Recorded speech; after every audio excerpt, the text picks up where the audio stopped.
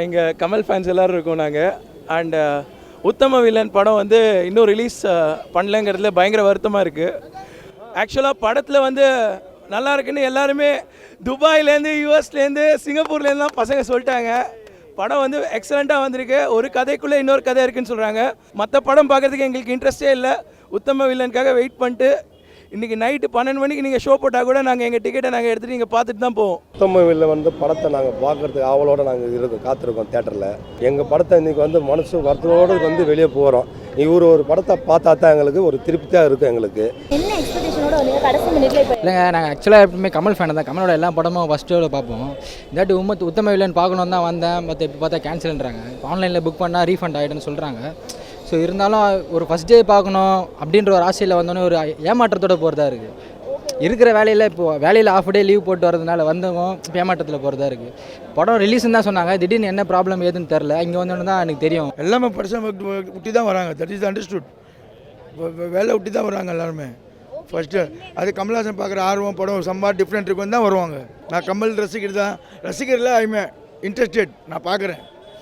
இன்றைக்கி நான் 30 வருஷமாக பார்க்குறேன். ஏஜ் 52. இன்றைக்கி வேறு எந்த படம் கம்மியாக பார்க்குறேன். கமல் படம் நான் வந்து பார்ப்பேன். வேறு எந்த படம் போகிறது மனசு வரல. இப்போது அந்த படம் பார்க்க மைண்டில் ரெஜிஸ்டர் ஆகிடுச்சு. இப்போது அதே படம் பார்க்கணும் மனசில் இருக்குது. ரொம்ப மனசு கஷ்டமாக இருக்குது மேடம். நாங்கள் வந்து கமலோட ரசிகர், ரொம்ப நாளாக ஒரு ரசிகராக இருக்கும். நாங்கள் வந்து இன்றைக்கி நாங்கள் பார்க்கும்போது உங்களுக்கு கேன்சல் ஆகிடுச்சு அப்படிங்கிறாங்க. எது எப்போங்க ரிலீஸ் பண்ணுவீங்க அப்படின்னு கேட்டால் எங்களுக்கு தெரியாது அப்படின்ட்டு ரெஸ்பான்ஸ் பண்ணுறாங்க. நாங்கள் என்ன மேடம் பண்ணுறது? நாங்கள் ஆன்லைனில் நாங்கள் டிக்கெட் எடுத்து நாங்கள் வந்திருக்கோம். மெனக்கட்டு வந்திருக்கோம் இங்கே படம் பார்க்குறதுக்கு. ஆமாம் மேடம், என்னோடய ஃபேமிலியோட அப்படி நான் ஒரு ரசிகருக்காக படம் பார்க்க வந்திருக்கேன். இப்போ எப்படி இருக்குது என்னோட மனசு? ரொம்ப கஷ்டமாக இருக்குது மேடம்.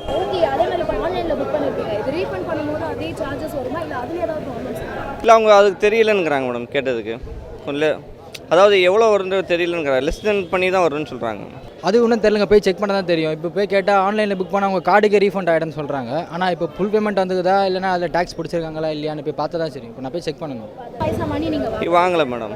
இப்போ ரிட்டர்னோட போகிறோம். இப்போ அதுக்கு ஏதோ ரூல்ஸ் தான் தரணும். கவர்மெண்ட் எல்லாம் பார்த்து யோசி அதை பக்குவமாக எடுக்கணும்.